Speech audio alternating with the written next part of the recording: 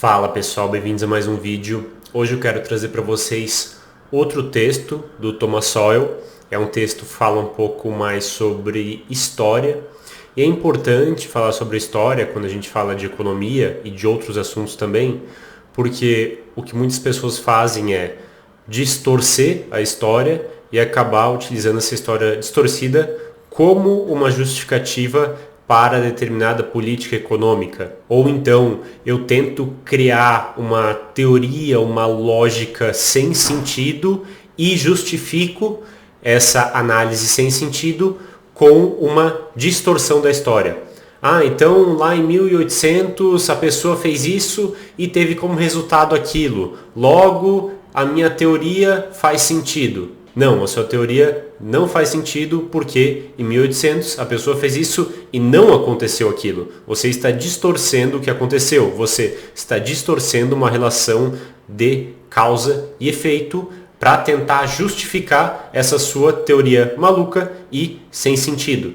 Então, por isso que é importante nós esclarecermos o que exatamente aconteceu durante a história, e nós não temos certeza de muitos fatos, né? E aí, justamente, muitas pessoas se aproveitam para ficar complementando esse quebra-cabeça com a sua visão de mundo, com a sua ideologia e não realmente com o que provavelmente aconteceu, fazendo com que nós tenhamos uma visão distorcida do que aconteceu, e aí isso faz com que nós tenhamos também uma cultura distorcida, nós tenhamos uma visão de mundo distorcida e uma visão de como as coisas acontecem e provavelmente vão acontecer também distorcida. E aí nós acabamos repetindo erros do passado ou então criamos erros novos, imaginando que determinado fato histórico aconteceu de certa forma, sendo que ele aconteceu de outra forma. Então agora vamos para o texto. Uma das razões pelas quais nossas crianças não alcançam o mesmo nível acadêmico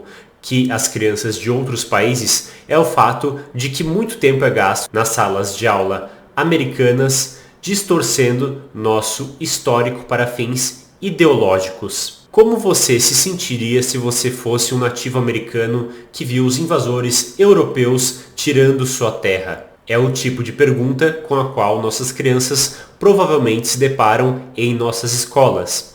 É um exemplo clássico de tentar olhar para o passado com as suposições e a ignorância do presente. Uma das coisas que damos como certas hoje é que é errado tomar a terra de outras pessoas à força.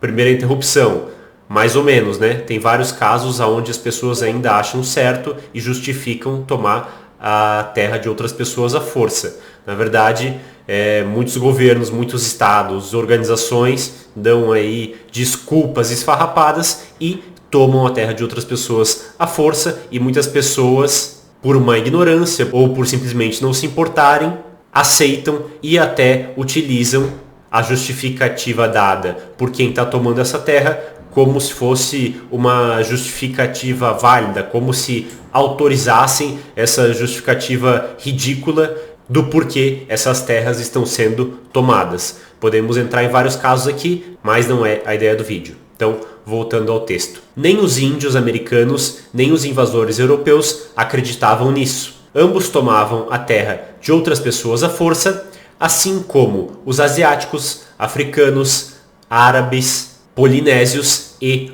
outros. Os índios, sem dúvida, lamentaram perder tantas batalhas, mas isso é completamente diferente de dizer que eles achavam que as batalhas eram a maneira errada de resolver a questão de quem controlaria a terra. A criança de hoje não pode se colocar na mentalidade dos índios de séculos atrás, sem muito mais conhecimento de história do que nossas escolas já ensinaram. Nem entender a história e o propósito de tais perguntas. O propósito é marcar pontos contra a sociedade ocidental. Em resumo, a propaganda substitui a educação como objetivo de muitos educadores. As escolas não são as únicas instituições que distorcem a história para marcar pontos ideológicos. Nunca se esqueça que eles tinham muitos escravos. Foi a grande manchete na primeira página da seção de resenhas de livros do New York Times em sua edição de 14 de dezembro de 2004.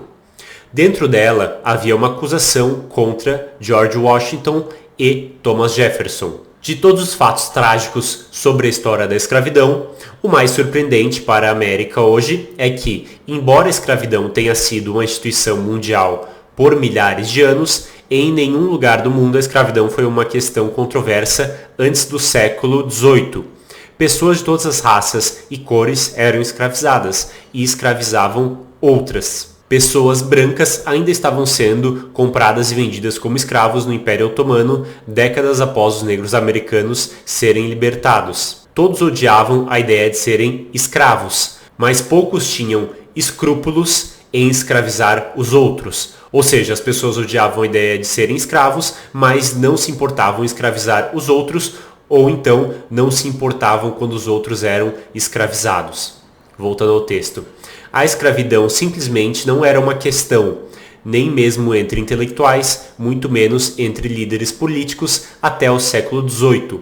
E então era uma questão apenas na civilização ocidental. Entre aqueles que se opuseram à escravidão no século XVIII estavam George Washington, Thomas Jefferson, Patrick Henry e outros líderes americanos. Você poderia pesquisar toda a África, Ásia ou Oriente Médio do século XVIII sem encontrar qualquer rejeição comparável à escravidão lá. Mas quem é criticado com veemência hoje? Líderes americanos do século XVIII. Decidir que a escravidão estava errada foi muito mais fácil do que decidir o que fazer com milhões de pessoas de outro continente, de outra raça e sem nenhuma preparação histórica para viver como cidadãos livres em uma sociedade como a dos Estados Unidos, onde eles eram 20% da população total, é claro, a partir da correspondência privada de Washington, Jefferson e muitos outros, que sua rejeição moral da escravidão era inequívoca, mas a questão prática do que fazer agora os deixava perplexos. Isso permaneceu assim por mais de meio século. Em 1862, um navio que transportava escravos da África para Cuba, em violação à proibição do comércio internacional de escravos, foi capturado em alto mar pela Marinha dos Estados Unidos. A tripulação foi presa e o capitão foi enforcado nos Estados Unidos, apesar do fato de que a escravidão em si ainda era legal na época na África, em Cuba e nos Estados Unidos. O que isso nos diz?